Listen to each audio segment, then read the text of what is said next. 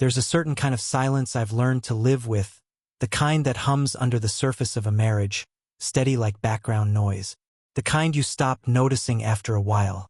But that night in Atlanta, sitting around Madison's sister's dinner table, something pierced through it, something cold, sharp. Madison and I are in town visiting her family. It's one of those big, noisy get-togethers that she seems to thrive in, and I've just learned to survive. I'm not close with her side. I never really have been. I used to try, God knows I did, but over the years I just became Ben, the guy who doesn't talk much. And once people decide who you are, they don't really update their understanding. We're at her sister Jenna's house. New place, huge kitchen, even bigger dining room. Madison loves to show off her side of the family. How put together they all seem. How loud and stylish and photogenic they are. Meanwhile, I'm the guy at the end of the table keeping quiet, sipping a warm beer that no one noticed I didn't ask for. The conversation is full of noise. Stories about coworkers I've never met, jokes I'm not included in, real estate gossip. I'm halfway through tuning out when Madison's phone lights up next to her wine glass. A text. I don't mean to look. It just catches my eye. It's instinct. Same way you'd flinch if a light suddenly flashed in a dark room. But I see the message. 14 words. Burned into my memory instantly. Thank you for a night that changed everything. I'll never forget it. I freeze. My brain stalls just short of full panic.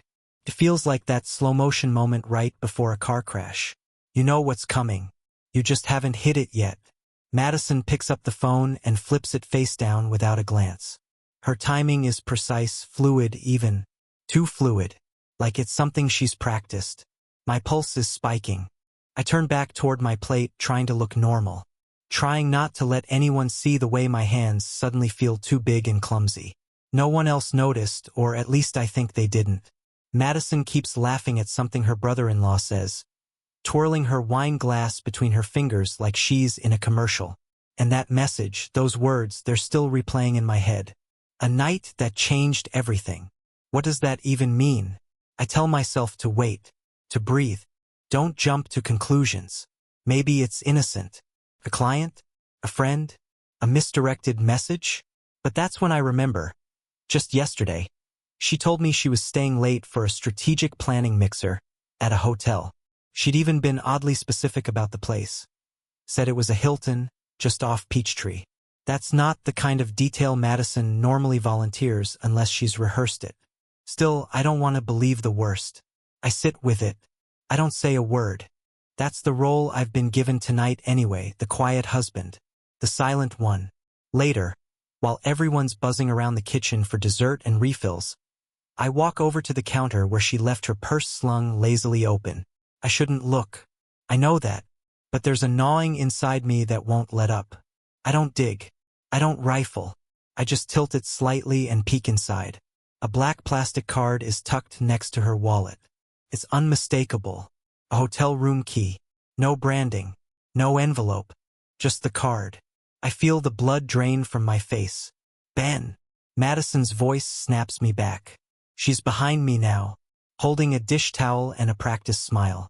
I nod at the purse. What's this? I ask, barely managing to keep my voice level. I tap the keycard gently, like I'm afraid it might explode. Oh my God! She laughs. It's a little too high-pitched.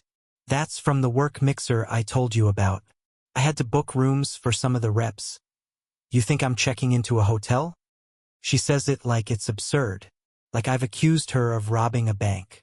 Then she steps closer, brushing my arm with hers. Her voice drops, gentle but firm. Babe, seriously, that's work stuff. Logistics. Don't start imagining things. It's a calculated tone, just soft enough to be disarming, just firm enough to make me feel foolish for asking.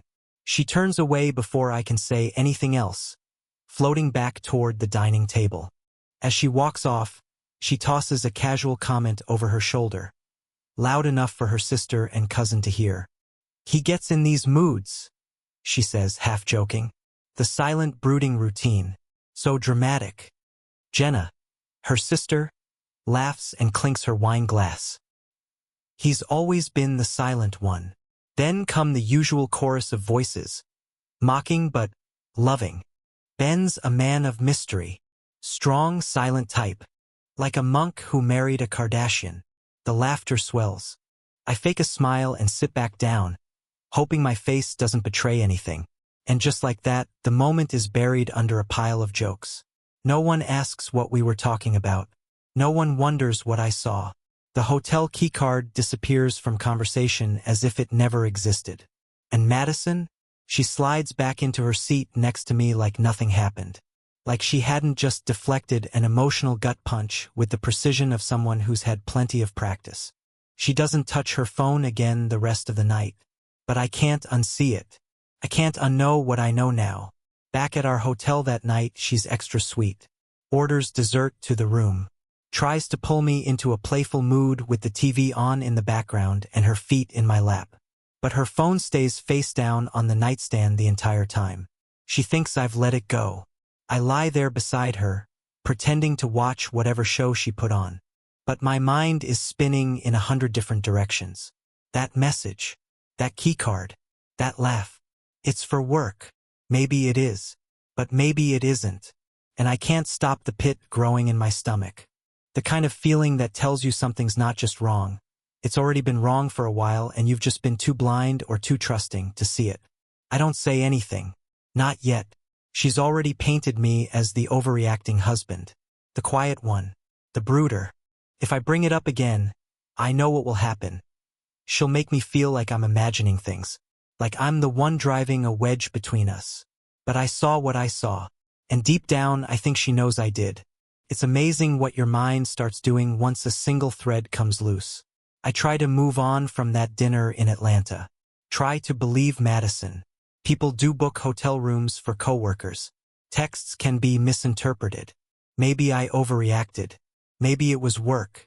But in the quiet moments, when she's not looking, when I'm brushing my teeth, or staring into the middle distance while folding laundry, I start rewinding the past few months in my head, like I'm combing through the background of old photos, looking for signs I missed the first time.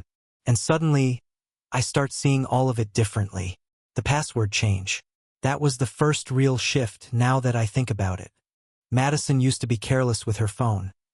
Left it on the coffee table, unlocked, face up, even when we had people over. It was never a secret. If a message came in while her hands were full, she'd ask me to check it, reply even. But about 4 months ago, that changed. She updated her lock screen, started taking her phone into the bathroom, never left it charging in the kitchen overnight anymore. It was always either on her nightstand or tucked into her pillowcase like a child hiding a diary. I remember asking about it once, back when it was still new enough to joke about. "Did you change your password?" She looked up from her makeup mirror and blinked like I just accused her of plotting a heist. "Oh, yeah," she said. "Work's making us update our phones for security." "For work?" "Yeah, like two-factor stuff. You know, policies." She waved a hand in the air. "Don't be paranoid." I let it go. That's the thing, I kept letting things go. Again and again. Until I stopped recognizing the version of myself I'd become. Quiet, distant, unsure. Someone who didn't ask too many questions because he wasn't ready to hear the answers. Then there was the gym.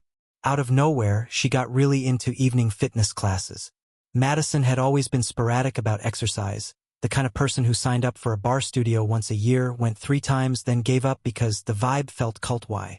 But now she was going for sometimes 5 nights a week. Yoga, hit, spin. Always in the evening. Always around 6:30 p.m. And she'd come back around 9 o'clock. Too late for any class I could find online. I asked once if she wanted to go together, try a couples fitness thing, and she practically recoiled like I'd offered to join her in the delivery room of someone else's baby. "Ben, it's not really your thing," she said. "You'd hate the playlists." That one stung a little. Not because of what she said, but how she said it, like it was a foregone conclusion that we couldn't even exist in the same space for an hour without disrupting her world. I start noticing other things too. Random items disappearing from the house. A watch my dad gave me is suddenly lost, though I remember seeing it in the drawer just a week prior. A bottle of whiskey, One I'd been saving for a special occasion. Gone from the top shelf. When I ask, she shrugs and says, "Maybe you drank it and forgot?" Then new things start showing up. A set of earrings I didn't buy. A designer purse I know she couldn't afford without dipping into our joint savings. A silk robe, new, expensive, still with a faint trace of perfume I don't recognize. I ask about the robe casually. "It was a birthday gift," she says. "From who?" "Michelle. You know, my friend from the office." I nod. I've met Michelle once. She gives off Target gift card energy. Not the type to drop a few hundred on silk robes. But I don't say that. Madison's been vague lately with money too. I started seeing unfamiliar charges on our shared credit card. Small ones, like $12 for parking downtown or $60 at high-end restaurants during the middle of the day. She insists they're work lunches, client meetups. And maybe they are. But they weren't happening 6 months ago. And the location services? Yeah. That's been off for a while now. She used to share her location with me, not out of obligation. It just came up when we started using Find My to coordinate errands. I didn't think twice about it. Then one day I checked the app and nothing. Location not available. "Did you turn off your location?" Ask. She looks up from her laptop like I've just accused her of cheating in a board game. "I guess," she says. "I was messing with my settings to save battery. You know how these updates drain everything." She smiles, closes her laptop, and walks away. I check mine. Battery saver mode doesn't disable location sharing. That's when it really starts getting to me. It's not just the lies. It's the casualness of them. The efficiency. She has answers for everything. Polished, believable, maybe even rehearsed. But something about her tone lately has changed. There's less warmth in it. Less effort to connect. It's like she's performing, checking off the boxes of a wife without actually being one. Then I start hearing whispers from her friends. The ones who don't know how to lie as smoothly as she does. Her friend Lily comes by one afternoon for coffee, and while Madison is upstairs, Lily notices the new ring on Madison's dresser. "That's beautiful," she says. "Did Ben get that for her birthday?" "No," I say automatically. "I got her a bracelet." "Oh," she says, blinking. "Weird. She said it was from you." We sit in silence for a minute too long. Then there's the neighbor, Alan, the retired guy who lives 2 houses down, always doing yard work and chatting people up while they're walking their dogs. I'm pulling trash cans out one morning when he waves me over. "Hey, Ben," he says, squinting in the sun. "Everything good?" "Yeah," I lie. "Busy week." He nods, then gestures toward our driveway. "Hey, meant to ask, new car?" I frown. "What do you mean?"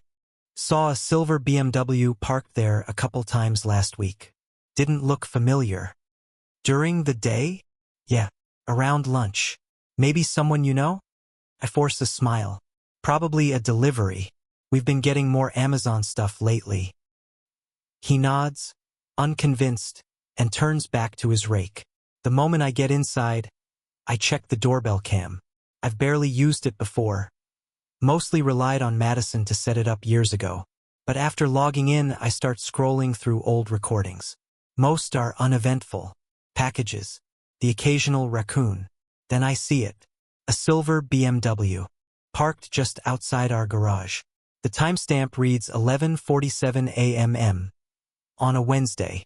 Madison was supposed to be at work. The car pulls up. I fast forward. The driver, tall, fit, well-dressed, gets out, walks toward the door. The camera angle doesn't catch his face clearly, but it doesn't need to. He walks in like he's been there before. I pause the clip and just stare at the screen. I can't breathe. That's the moment it shifts. My mind is no longer working overtime to rationalize. It's connecting dots. Because they're no longer scattered, they're forming a pattern. And that pattern looks a lot like betrayal. Suddenly, I start remembering smaller things that didn't make sense at the time. The argument we had about nothing. How she snapped at me for forgetting to replace the paper towels. Her mood swings. Her distance. Her laughter late at night while scrolling through her phone. Then flipping the screen when I came close. And I remember a night, weeks ago, when she came home smelling like a cologne I didn't recognize. Said it was a coworker's hug at a goodbye party. You know how close people get when they're drunk, she joked. I laughed along with her then. But now it feels different. I still haven't confronted her. Not fully. Because some part of me still wants to be wrong. Still wants to believe this is just paranoia. A series of miscommunications. That Madison, the woman I married, the woman I built a life around, isn't capable of doing what my gut is screaming she already has. But that voice, the one I've ignored for months, is louder now. It won't let me sleep. And I know, deep down, the truth is already here. I just haven't looked it in the eye yet. Somewhere along the way, I stopped asking myself if Madison was cheating. Now, the question keeping me up at night is when it started. And how far it's gone. Because I already know. I know in the pit of my stomach, in the heavy silence between us that no longer feels like routine but like a wall. Every conversation is shorter. Every smile is calculated. She looks at me the way people look at furniture they've already decided to replace. I tell myself to hold steady, to wait, to collect facts, not feelings. And that's when I remember the cameras. Years ago, when we first moved into this house, I installed a few basic security cams, nothing fancy. A doorbell cam, one in the garage and one in the living room facing the sliding doors. Madison never liked them. Said they made the house feel like a fishbowl. I didn't disagree, but I never took them down. I just forgot about them. Until now. One evening, Madison tells me she's heading out for a colleagues' gathering. It's a Thursday. She's dressed better than usual. Hair done up, heels, that new blouse with the gold stitching she claimed she bought on sale. She sprays perfume I haven't smelled in weeks and glances at herself in the mirror more times than necessary. Will you be back late? Ask. She shrugs. Depends. Don't wait up. Okay? I nod, trying to act normal. And she kisses me on the cheek like a stranger returning borrowed sugar. Then she's gone. The moment I hear the car pull away, I walk straight to the guest room, pull out my laptop, and log into the home surveillance system. I haven't checked it in over a year. The interface is sluggish. Some of the cameras are glitchy, but the living room cam, still active. I hit record, and I wait. Every couple hours I refresh the feed. Nothing. Just stillness. I get up, make tea, walk around the kitchen, scroll mindlessly through my phone. By 10 p.m. I almost convince myself I'm being ridiculous. And then it happens. At 10:42 p.m. the front door opens. The camera's motion sensor kicks in and starts recording. It's Madison. She's back early. But she's not alone. A man walks in behind her. Broad-shouldered. Confident. He follows her into the living room like he's done it before. Like this isn't the first time. I freeze. My hands stop working properly. I press pause. Then play. Then pause again. He sets something down on the coffee table, his keys. Madison laughs. Not a casual laugh, not a polite chuckle. It's the laugh I remember from the early days of our marriage. The one she used to save for me. She tugs off her heels, lets her hair down, and curls up on the couch next to him like she belongs there. They talk. The feed doesn't have audio, but I can read body language well enough. They lean in close. He touches her knee. She doesn't move away. I fast forward. At 11:17 p.m. he stands up, stretches, and walks toward the kitchen. Madison follows. They disappear off camera, but I know that kitchen by heart. I know where the counters are. I know the spot she likes to lean against when she's pretending to be coy. I let the recording run. Minutes pass. Too many. They never come back into frame. I sit there staring at the screen, my stomach lurching like I'm on a boat in a storm. This isn't a maybe. This isn't a misread situation or a misunderstood friendship. This is confirmation. I don't know how long I sit there. An hour, maybe. 2. Eventually, the feed shows them walking back through the living room. His shirt untucked, her hair messier, her blouse buttoned incorrectly. He leaves. She locks the door behind him. Then she vanishes down the hall. I don't sleep that night. The next morning, she's up early, humming while she makes coffee. Humming, like someone who has no weight on their shoulders. She hands me a mug like everything is fine. Like last night never happened. I watch her with new eyes now. Watch the way she floats through the kitchen like she hasn't detonated our marriage and walked away from the blast without a scratch. Late night? Ask. She pauses. Just for a second. Yeah, she says. It went long. You know how Carol gets when she's had wine. Carol. The coworker she's used as a decoy before. The same name that pops up every time she needs to disappear for a few hours. I sip the coffee. Tastes burnt. She kisses my forehead. I've got a lunch meeting, so I'll be home late. Okay, I say. I don't confront her. Not yet. Not because I'm afraid, though maybe I am, a little, but because I know something now. Something I didn't know yesterday. This is no longer a hunch. No longer a thread I'm trying to tug at from the dark. It's a pattern. Documented. Recorded. Real. And now I'm watching her not with suspicion, but with detachment. I've crossed a line internally. This is no longer about figuring out if she's unfaithful. It's about what I'm going to do now that I know. Over the next few days, I watch the footage again. Not because I need to, it's burned into my memory, but because I need to feel something. Anger. Clarity. Something besides this numbing, surreal emptiness. I copy the video to a flash drive. Then another. One I keep in my sock drawer. One in my car's glove compartment. One I stash behind a loose panel in the garage wall, where Madison never goes. It feels paranoid. Excessive. But I'm not taking any chances. I start documenting everything now. I take pictures of receipts. Track her arrivals and departures. Screensh *T vague texts I catch over her shoulder when she thinks I'm not looking. I become a silent collector of small truths. And yet, around her I stay quiet. The silent one, as her family loves to call me. She notices nothing. Not the way I've stopped kissing her goodnight. Not the way I flinch when she touches me. Not the way I've stopped saying, I love you. One night, she's on the couch texting with a smile she doesn't show me anymore. Who's that? Ask. She doesn't even look up. Just Carol. She's planning another girl's night. Carol. Again. I nod, then stand and head toward the garage. The camera is still rolling. And now I let it. I no longer feel like a husband trying to save a marriage. I feel like a man documenting a crime scene. You'd think catching your wife cheating would be the lowest point in a marriage.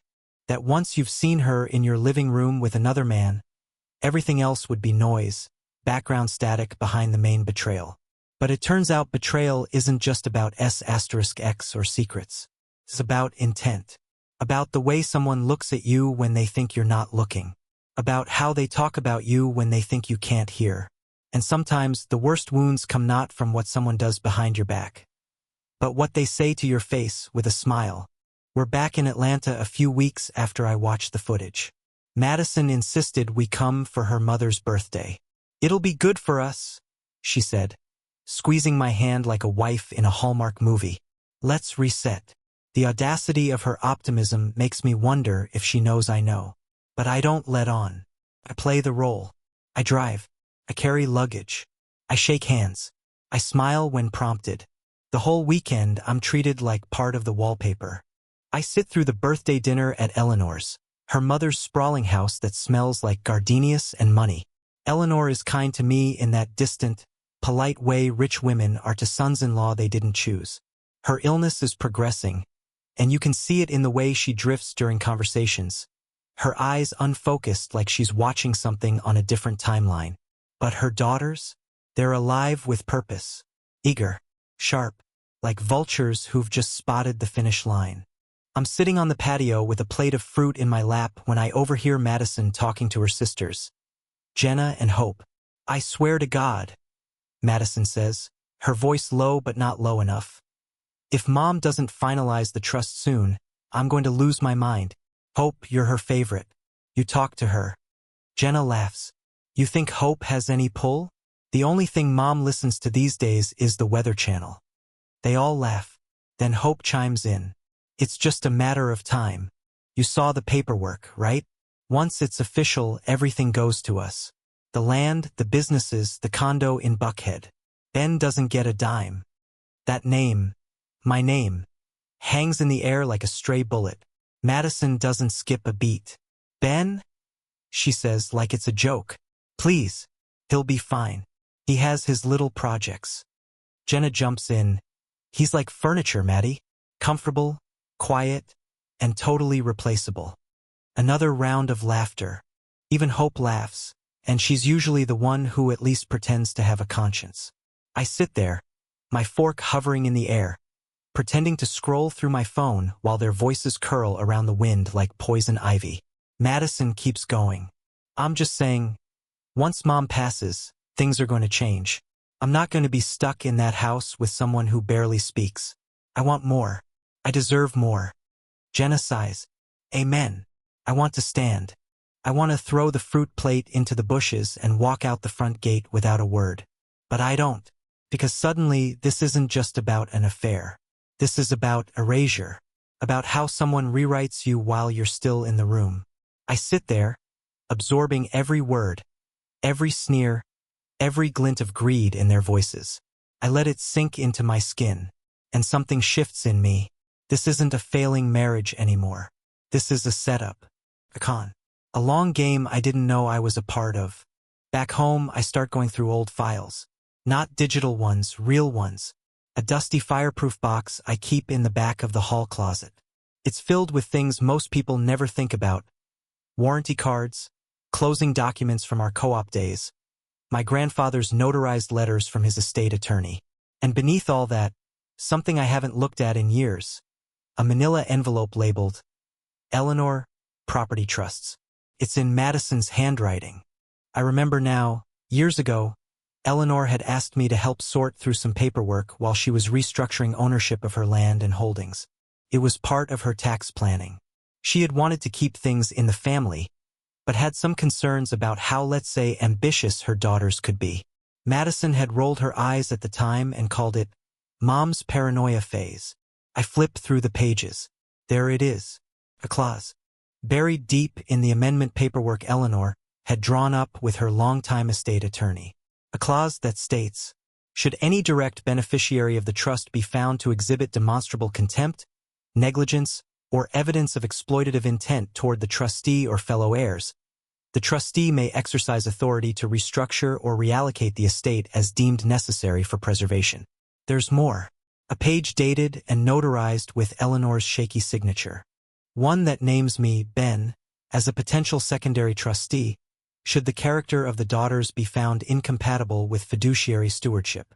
I remember sitting in her sunroom that afternoon years ago, handing her ginger tea while she told me, "You're the only one who doesn't want anything from me, Ben. That matters." Back then, I thought it was a nice compliment. Now, I realize it might have been a warning. A week later, Madison throws a dinner party. She invites friends I don't know, fills the house with expensive wine, orders charcuterie boards from a local gourmet market. Everything looks picture perfect. Like we're doing great. Like we're the kind of couple that shops for table runners and posts curated selfies from our vacation in Sedona. I hover in the kitchen. I refill drinks. I ask questions no one answers. At one point, I walk past Madison and overhear her telling someone, "He's sweet, but a little checked out. I handle the real stuff. I handle the real stuff." That's how she sees me now. As an accessory, passive asset to be managed. That night, I lie in bed next to her while she scrolls Instagram. Her feed is full of manicured posts. Her at brunch with Jenna. Her trying on a necklace in a boutique. Her captioning everything with vague, spiritual-sounding quotes about stepping into your power. She hasn't visited Eleanor in 3 months. I know because I asked Eleanor's nurse last week. Quietly, respectfully, just to see. She says she's too busy. The nurse told me. Too busy for her dying mother. Not too busy for fitness classes, secret lovers, or inheritance calculations. I turn my head and look at her. Really look. I see someone who's already built a life that doesn't include me. And for the first time since this all started, I feel no panic. No sadness. Only clarity. This woman doesn't just cheat. She erases. She replaces. She plans. But so do I. There's a kind of silence that's not about retreat, but calculation. It's the silence of someone who's seen enough. Someone who knows that confrontation would only give the enemy a warning. That's where I am now. I don't confront Madison. I don't yell. I don't accuse. I don't ask any more questions I already know the answers to. That would only tip my hand. And I'm not ready to do that yet. Instead, I go to the garage. I open the locked cabinet that holds my old storage bins, labeled in thick Sharpie from years ago. One is marked Financial Archive. Another says Co-op/New York. A third says simply Eleanor. That's the one I need. Inside, I find the original envelope she mailed me 6 years ago, back when she still trusted me more than her own daughters. I helped Eleanor go through these documents when Madison and her sisters were too busy to drive out to her property in North Georgia to help with the estate transition. Back then, it was a kindness. Now it feels like armor. There's a certified amendment in that envelope, notarized and filed in 3 counties. It lists me as a backup trustee and explicitly gives me discretionary power to intervene in the case of familial misuse, conflict of interest, or undue pressure on the grantor. I remember her words when she signed it. I need someone who doesn't see this land as a prize, just someone who'll protect it when I'm gone. She wasn't talking about the acreage. Not really. She was talking about the legacy, the reputation, the businesses her late husband had built. The family name she didn't trust her daughters to carry forward without tainting it. I was just supposed to be a quiet safeguard. Now I'm the last line of defense. The next morning I make a list. It's not long, but every item on it is precise, measured, deliberate. Gather original trust documents. Locate updated property deeds. Contact Eleanor's attorney, Mr. Ballinger. Obtain notarized copies. Secure alternate storage offsite.